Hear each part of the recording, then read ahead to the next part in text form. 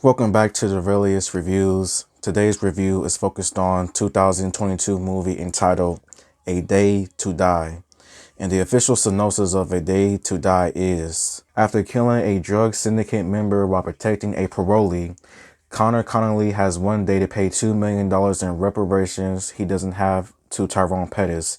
He is forced to ask his old military ops crew to come together and somehow get $2 million before Connor loses everyone he loves. And before I give out my review, please like the video, subscribe, comment, or just keep watching and just keep on moving.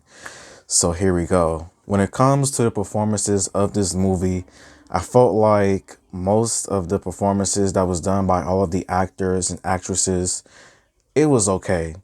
It wasn't the best, but also at the same time, it really wasn't extremely horrible when you look at it. Kevin Dillon as Connor, his performance in this movie was just okay.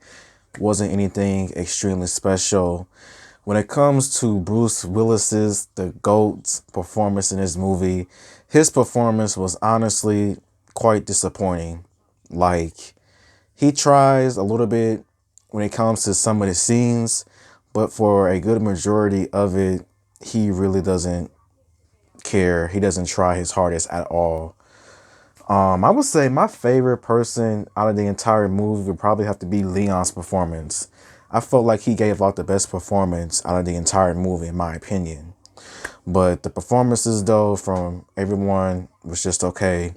Now, when it comes with the story, this story has been told hundreds of different times, but in different fashions.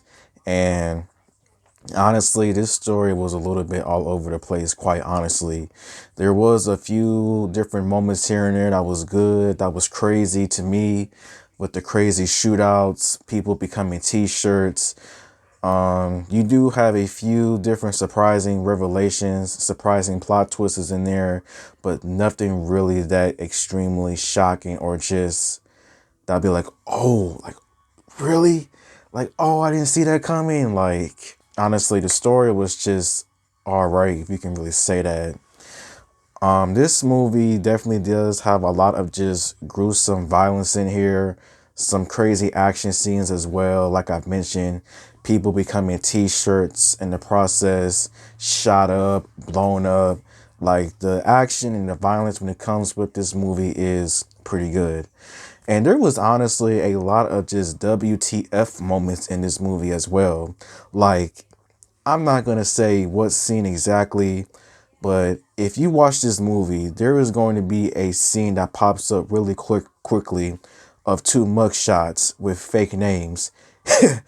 And when you see the mugshots, when you see who the mugshots are and with the fake names, you might say, what the F? Because when I saw it, I was just really just like blown away and just shocked that they really did that. Like, really. But when it comes to some of the things that I did not like about this movie, the first things that I did not like about this movie was that this movie definitely was a slow burner. And like, nothing really, there's really nothing about this movie that just sets it out like previous movies with the same genre.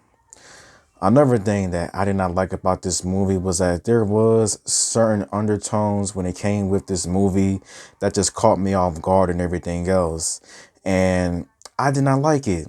Honestly, I did not like it. I was like, really? They're really going with that? Or that's how they're really like doing this, to say the least. But yeah, A Day to Die is a pretty forgettable movie in 2022.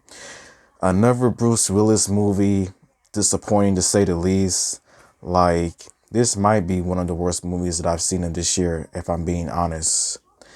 How I would rate A Day to Die out of 5 stars, I would give A Day to Die 1 star out of 5. So thank you for watching, and until next time, goodbye.